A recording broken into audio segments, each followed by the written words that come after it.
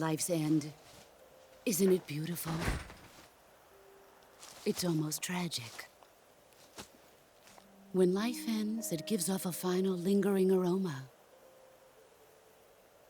Light is but a farewell gift from the darkness to those on their way to die. I've been waiting, Snake, for a long time. Waiting for your birth, your growth, and the finality of today. Boss, why are you doing this? Why? To make the world one again. The world used to be whole. But with the end of the Second World War, the philosophers began to fight amongst themselves, and the world was torn apart. The Cobras, my comrades who trained and fought alongside me, were torn apart as well. The foibles of politics and the march of time can turn friends into enemies just as easily as the wind changes. Ridiculous, isn't it? Yesterday's ally becomes today's opposition, and this Cold War. Think back, when I was leading the Cobras, America and Russia were fighting together. Now, consider whether America and Russia will still be enemies in the 21st century. Somehow I doubt it. Enemies change along with the times, the flow of the ages, and we soldiers are forced to play along. I didn't raise you and shape you into the man you are today just so we could face each other in battle. A soldier's skills aren't meant to be used to hurt friends. So then what is an enemy? Is there such a thing as an absolute timeless enemy? There is no such thing, and never has been. And the reason is that our enemies are human beings like us. They can only be our enemies in relative terms. The world must be made whole again. The philosophers must be reunited. I will devote my skills to that purpose. And with the Colonel's money, I will achieve that end.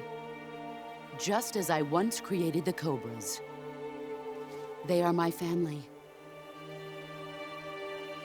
I may no longer be able to bear children, but I still have a family. It was November 1st, 1951. I was in the Nevada desert participating in atomic testing. The name Nevada is derived from Spanish, covered in snow, white as snow. And snow is exactly what I saw in that Nevada desert. It froze my blood white. Snake, you were an atomic test subject, weren't you? On Bikini Atoll. That's part of the reason I was drawn to you. You and I are alike. We're both slowly being eaten away by the karma of others. We'll never have the chance to die peacefully of old age. We have no tomorrow. But we can still have hope for the future. In 1960, I saw a vision of the ideal future from space. 3 years earlier, the Soviet Union had succeeded in launching Sputnik, the first man-made satellite in history, into orbit. This came as a huge shock to the United States. In response, America threw everything it had into its own manned spaceflight project, the Mercury program. Even as the Soviets seemed poised to send their first man into space, America was still experimenting with chimpanzees and rockets. The government wanted human data. So they secretly decided to send a human being into space. I was the one they chose. At the time, they didn't have the technology to block out cosmic rays, and whoever they sent up would inevitably be exposed to heavy radiation. That's why they chose me. After all, I'd already been irradiated once. Of course, you won't find any of this in the history books. I could see the planet as it appeared from space. That's when it finally hit me. Space exploration is nothing but another game in the power struggle between the US and the USSR. Politics, economics, the arms race, they're all just arenas for meaningless competition. I'm sure you can see that, but the Earth itself has no boundaries. No East, no West, no Cold War. And the irony of it is, the United States and the Soviet Union are spending billions on their space programs and the missile race, only to arrive at the same conclusion. In the 21st century, everyone will be able to see that we are all just inhabitants of a little celestial body called Earth. A world without communism or capitalism, that is the world I wanted to see. But reality continued to betray me. In 1961, I was sent to Cuba, to Bahia de Cochinos. It was part of a CIA-sponsored invasion under the guise of taking Cuban exiles back to their country. But the US government betrayed them. Our weak-kneed president held back their air support. Defenseless, the exiles were annihilated by the Cuban army. All I could do was watch in silence. I was set up by the very country I'd sacrificed so much for, by the very government I dedicated my life to defending. I was driven from the surface world, and I went underground. Then, 2 years ago, I faced the Sorrow, my old comrade in battle. He was my friend. But one of us had to die. I was left with no choice. The Sorrow gave his life for me. There is no enmity between us. One must live, and one must die. That was the mission. The ones who gave me that mission were the philosophers.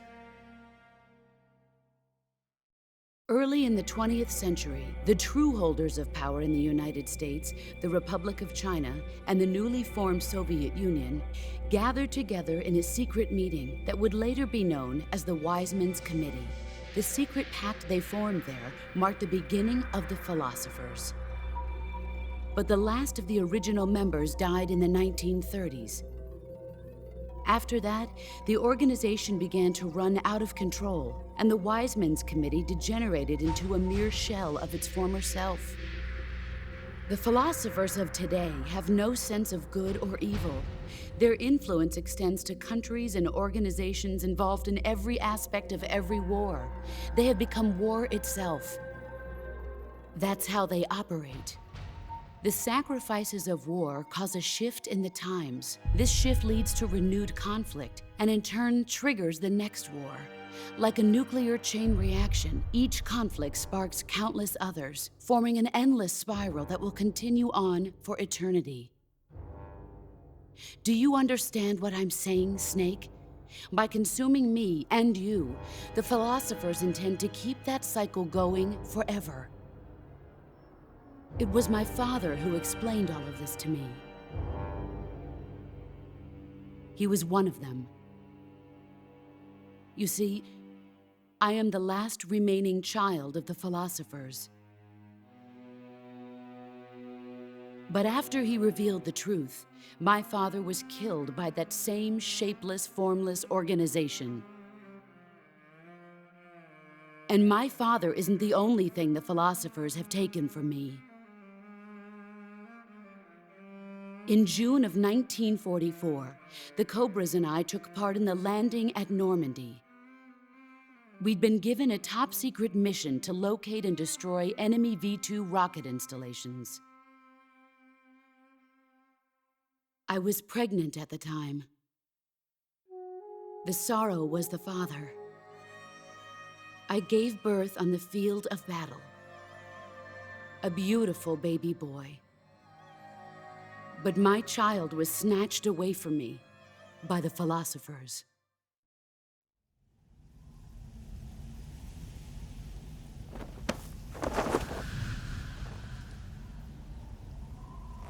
Look at this scar. This is proof that I was once a mother. I gave up my body and my child for my country. There is nothing left inside me now. Nothing at all. No hatred, not even regret. And yet sometimes at night, I can still feel the pain creeping up inside me, slithering through my body like a snake.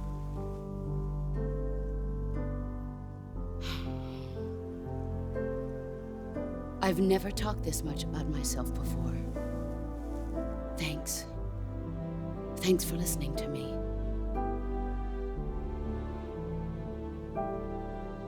I feel content. Snake, commence the operation. I raised you. I loved you.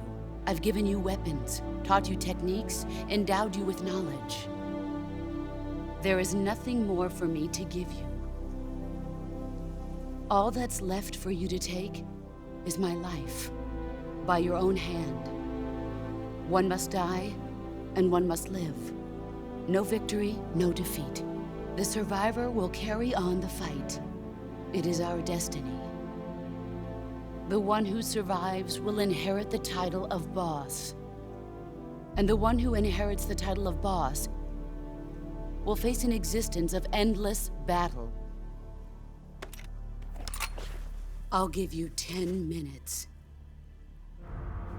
In 10 minutes, MiGs will come and bomb the hell out of this place. If you can beat me in less than 10 minutes, you'll be able to escape in time. Let's make this the greatest 10 minutes of our lives, Jack. Boss. You're a soldier. Finish your mission. Prove your loyalty. Face me. Let's see what you're made of.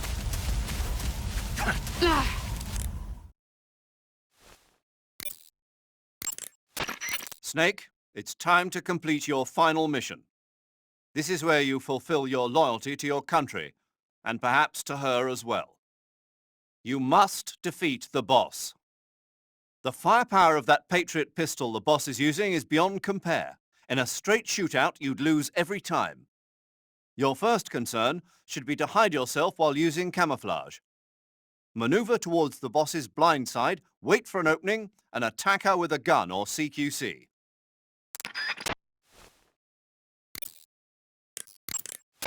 Snake, it's all over if you lose sight of the boss. Don't let those falling flower petals confuse you.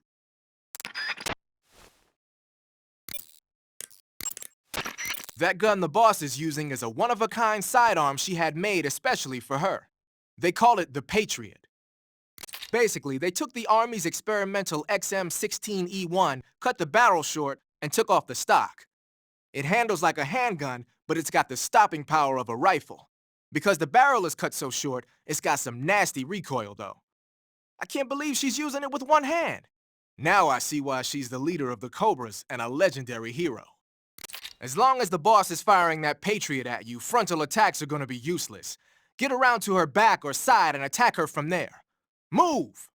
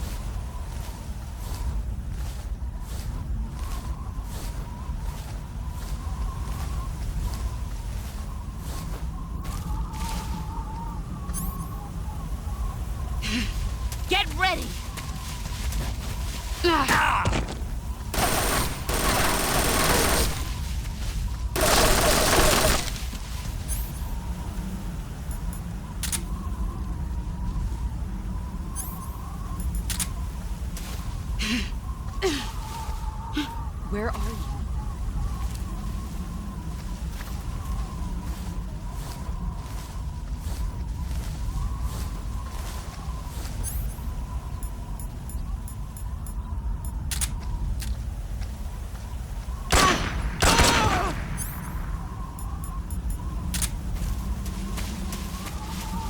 Here I come!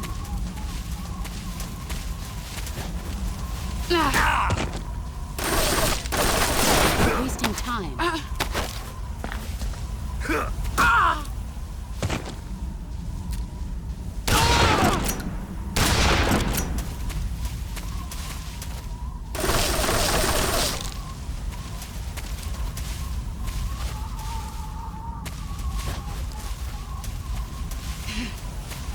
Where did you go?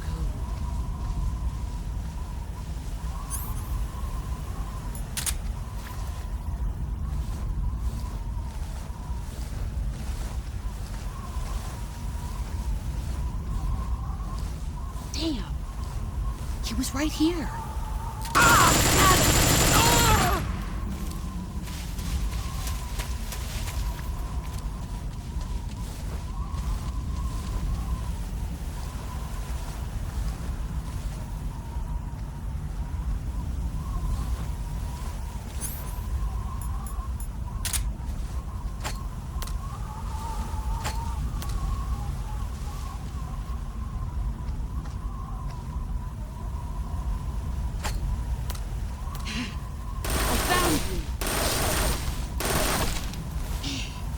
Where is he?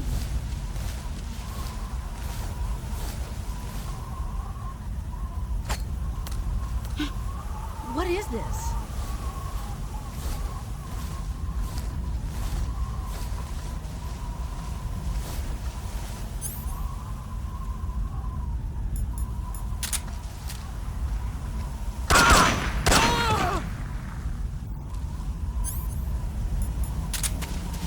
Let's see what you're made of.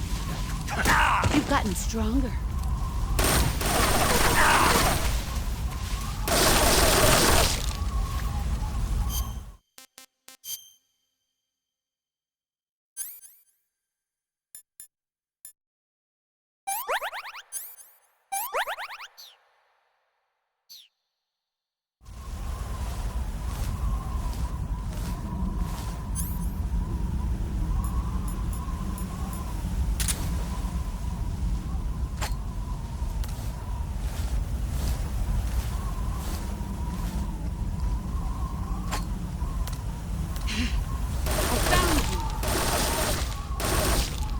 What's that? He's gone. Found you.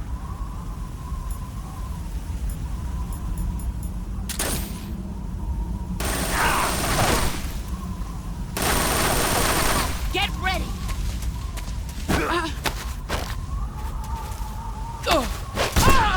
Excellent, Jack.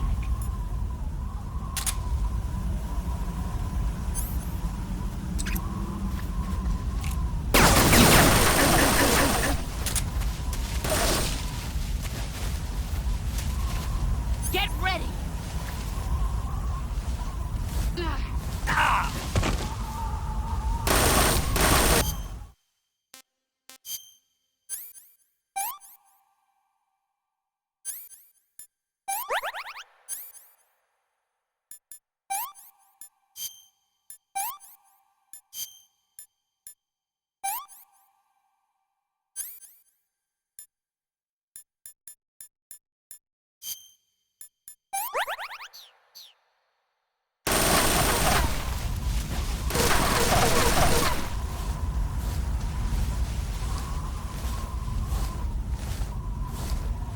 Five more minutes.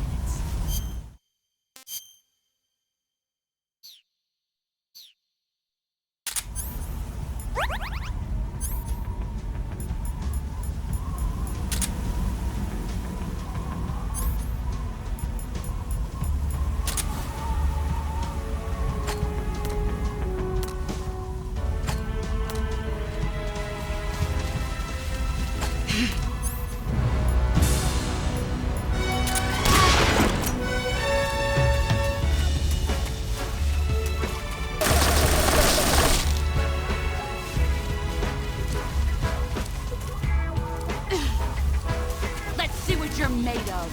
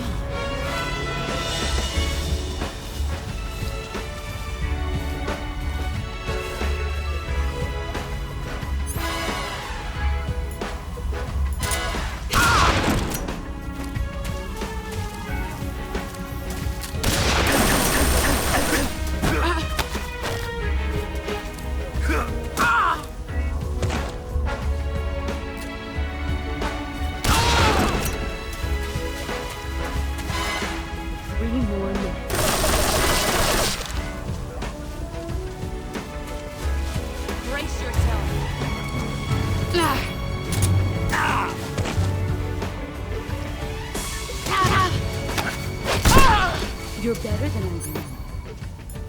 What a thrill. And silence.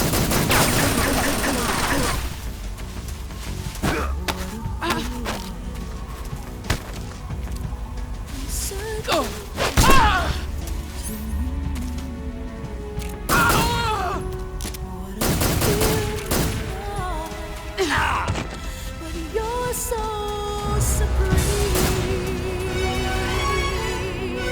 I give my life not for honor, but for you.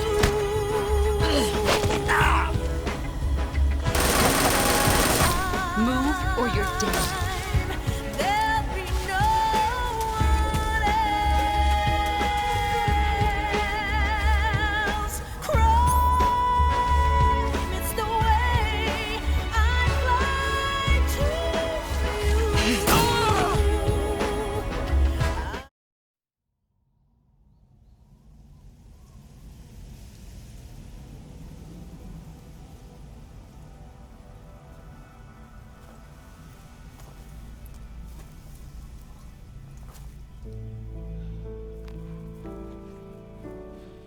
Take this.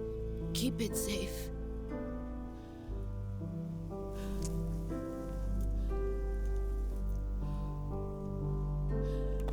It's our only hope.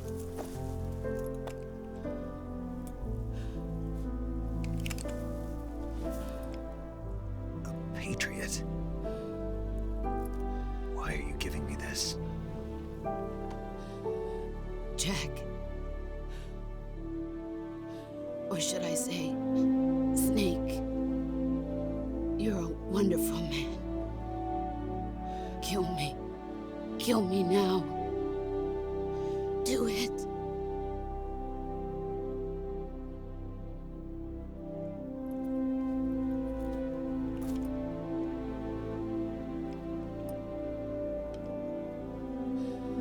There's only room for one boss and one snake.